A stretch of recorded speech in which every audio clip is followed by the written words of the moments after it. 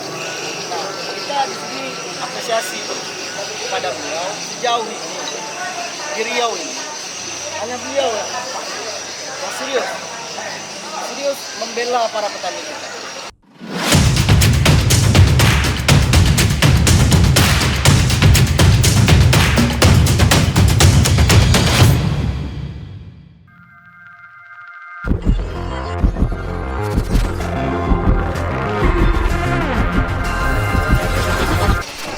Makanya kita di sini melihat aksi beliau, kita bisa dikatakan terkesima lah. Memang saat ini yang diperlukan memang aksi nyata, bukan retorika belaka. Kalau retorika sudah hampir semuanya pejabat-pejabat kita itu sudah ilmu dasar lah itu ya kan. Dan itu saya kira tidak ilmu penting. Yang paling penting itu adalah aksi nyata. Seperti yang beliau lakukan. Masyarakat kecil kita, buruh kita, dan juga nelayan kita. Karena yang selalu berdampak adalah beliau. Masyarakat kita yang terdiri petani, buruh, dan nelayan. Itu memang harus serius kita perjuangkan. Terutama untuk para pemimpin kita beliau. Hai guys, saya sore hari ini silaturahmi dengan adik-adik yang luar biasa. Ini ada adik. Ini saya lagi di Rokan Hilir, tempatnya di Bagan Api. Ini ada Rido dan Dinda Eka dan Dinda yang rame nih. Dinda yang peduli dengan Riau, peduli dengan Rokan Hilir dan peduli dengan masyarakat, peduli dengan petani. Saya sangat apresiasi sekali, terima kasih atas kesempatan kita bisa diskusi, bisa silaturahmi. Ternyata adik-adik ini juga peduli dengan petani. Saya pikir memang sangat wajar kalau kita peduli dengan petani. Karena memang ekonomi Riau itu hari ini ditopang oleh petani. Khususnya adalah petani sawit. Bayangkan yang terdata saja 3-4 juta hektar kebun kelapa sawit di Riau. Kita bisa hitung kalau satu hektarnya terjadi penurunan harga sawit atau peningkatan harga sawit, berapa duit yang akan berputar di Riau. Kalau misalnya harga sawit itu melonjaknya sampai 1.000, 2.000, tidak dimainkan, dipotong ada aja selisih sampai 500 perak. Kalau 500 perak, kalau kita kalikan dengan 4 juta saja, itu posisi yang terdata sawit di Riau. 3 sampai 4 juta ton.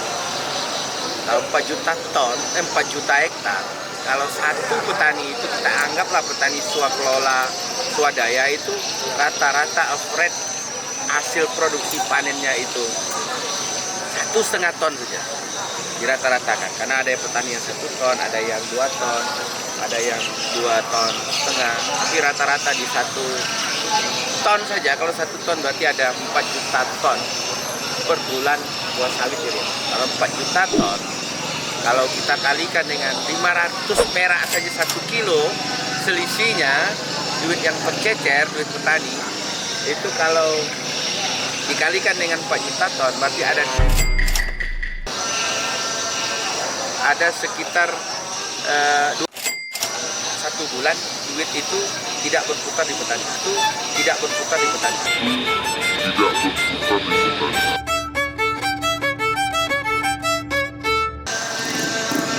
Tapi ini secara Riau ya, 1 bulan 200 M nilai itu selisih 500 perak. Ya. Kalau 200 M, bayangin berapa dampaknya terhadap UMKM lain. Artinya 200 M ini kan duit yang akan dibelanjakan petani, dinikmati oleh nelayan, dinikmati oleh petani lainnya, hortikultura, dinikmati oleh pedagang bakso, dinikmati pedagang mie ayam, yang dinikmati oleh pedagang lontong, dinikmati pedagang kelontong. Itu duit yang berputar. Maka mendorong harga bagus, harga petani bagus itu adalah akan membuat ekonomi kita berkembang. Mesti dipikirkan pemerintah itu, khususnya pemimpin daerah itu adalah ada 2 hal sebenarnya. Satu adalah bagaimana kepastian harga sawit. Yang kedua adalah bagaimana produktivitas petani. ada petani swadaya, petani kampung, itu kadang hasil panennya 900 kilo, 1 ton per hektar. Bagaimana jadi sampai 1,5 ton, sampai 2 ton. Makanya kalau saya di Pelalawan sekarang kita buat stimulan, ada program stimulan pupuk yang kita stimulan supaya petani mau merawat kebun. Kita kasih ke petani, betul kasih. Tahun ini mulai gitu. Jadi petani itu kita stimulan supaya merangsang aja, supaya dia mau merawat kebun. Kalau dia rawat kebun berarti kan hasil sawitnya meningkat. Kalau 1 ton misalnya naik jadi 2 ton atau 1,5 ton. Berarti kan kalau 500 kilo, kalau misalnya katakanlah ketika harga lagi bagus dulu ya, ini insya Allah nih harga akan naik terus ini, misal 3.000, berarti kan nambah duit dia 1 hektar itu 1,5 juta. Kalau dia punya 2 hektar 3 juta nambah duit dia di rumah, karena produktivitas sawitnya naik. Sekarang kan ada lagi variabel pertama itu adalah harga sawitnya juga akan menentukan income pendapatan petani, berapa duit dibawa di rumah, berapa yang dibawa. Semakin banyak duit yang didapat dia akan belanja semakin banyak. Jadi harga sawit ini, temuan kita terakhir, itu memang terjadi harga yang lumayan jomplang. Harga ditetapkan pemerintah itu misalnya katakanlah 2.000. Harga yang sampai ke supplier, karena tidak langsung ke petani semua. Ada yang petani langsung ke pabrik, ada petani tidak langsung ke pabrik. Mayoritas itu kan kalau yang langsung ke pabrik itu yang punya kebun-kebun luas. Dia punya puluhan hektar, dia bisa bawa 1 polisi langsung antar ke pabrik. Yang punya misalnya hasil panennya 1 ton, 2 ton, ya biasanya dijual melalui agen. Dari harga ditetapkan pemerintah sampai ke supplier itu biasanya selisihnya bisa 300 sampai 400 perak. Petani ada kategorinya, ada kategori plasma, mitra, dan ada kategori petani swadaya. Kalau mitra tentu harus mengikuti mitra plasma dia sesuai harga diskon. Mau kita buat aturannya, pergubnya. Kalau petani swadaya mau kita buat, perusahaan mesti beli minimal 85% dari harga ditetapkan pemerintah. Jadi kalau pemerintah misalnya tetap harga 2.000 diskon, berarti kalikan 85%, berarti dia mesti beli harga minimal 1.700. Contohnya begitu. Kita nanti survei, teman-teman sendiri boleh survei. Setiap minggu itu per 2 minggu ya, harga itu kan ditetapkan di sebuah provinsi. Per 2 minggu, per 1 minggu ya, per 1 minggu. Per 1 minggu ditetapkan. Coba bandingkan nanti, harga ditetapkan di kebun, berapa harga di petani. Selisihnya lumayan. Biasanya selisihnya 500 sampai 600 perak. Kemarin 1.500 harga di kebun, di petani 900 sampai 800 perak. Tapi 600 sampai 700 perak. Dan itu memang harus ada kekuatan, harus kebijakan yang dibuat pemerintah. Pemerintah harus berani buat kebijakan. Itu pemerintah daerah. Mungkin nggak itu, sangat mungkin sekali. Maka saya lagi menggodok membuat sebuah pergub, insya Allah nanti minggu depan udah kita ini realisasikan. Jadi minimal dia beli 85%. Minimal ya.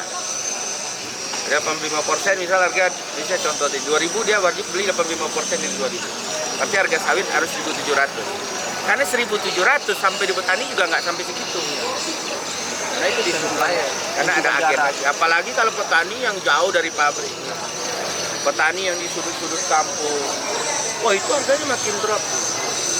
Makanya sampai di petani ada temuan saya, ada petani yang nggak mau panen dia, karena habis upah panen. Karena ada upah panen di situ, terus transportnya jauh, dihitungnya tinggal 400 perak sama dia, 300 perak. Hah? Ada nombok. Makanya apalagi yang jauh-jauh. Nah, ini yang mesti kan pemerintah mikirnya mencarikan jalan keluar buat petani-petani. Pastikan mikirin sampai infrastruktur.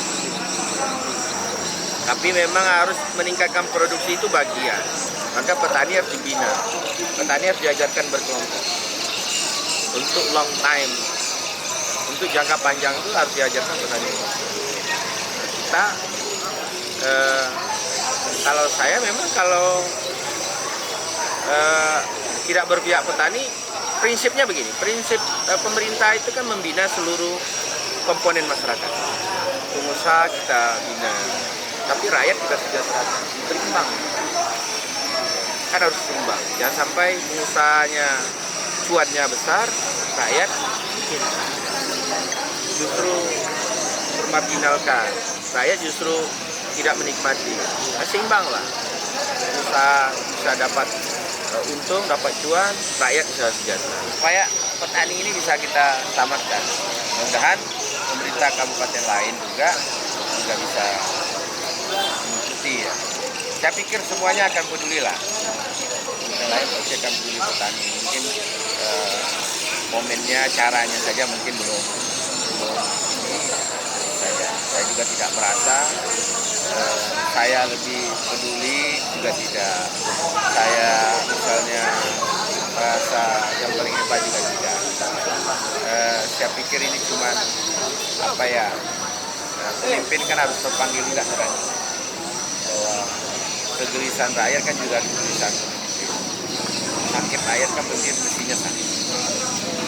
Oke, thank you buat kawan-kawan semua.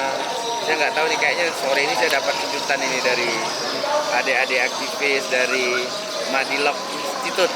Wah, dan teman-teman aktivis lainnya.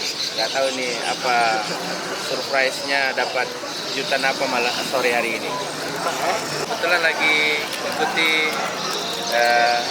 MTQ Provinsi Riau di Rokan Hilir. Wah, saya nggak tahu nih apa. Apa nih, Dek?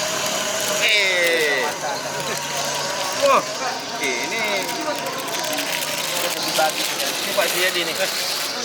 Saya udah dikasih karikatur nih sama orang nih. Insya Allah kita semua bisa berbuat itu. Yang paling penting adalah niat mulia selalu tanamkan di hati. Ayo peduli dengan petani, khususnya petani sawit yang sudah menggerakkan ekonomi Riau luar biasa. Dan seluruh petani sawit keren-keren, insya Allah. Ayo kita bantu, kita dukung. Mudah-mudahan petani sawit Riau semakin profesional, mandiri, dan bahkan mudah-mudahan cita-cita kita bisa petani koperasi bisa punya pabrik sawit sendiri. Wah, itu lebih keren lagi. Bisa produksi minyak goreng sendiri, akan lebih keren lagi. Biar minyak gorengnya bisa murah, harga sawit bisa mahal, dan bisa menyerap lapangan pekerjaan, bisa mengurangi angka